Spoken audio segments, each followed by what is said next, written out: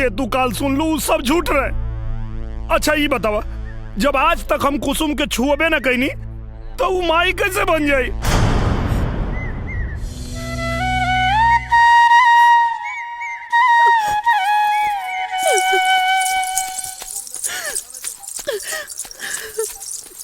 सुनो ना, I don't believe you.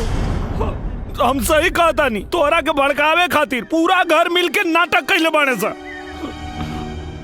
हम सही कहता नहीं, प्लीज हमार विश्वास करो ना प्लीज। माई तरकारी अच्छा बनल बा। यू जाहिल गवार नौटंकी, तू क्या समझती है? तेरे नाटक करने से राजा तेरा हो जाएगा। तुम उल्टी करोगी तो राजा के बच्चे की माँ बन जाओगी।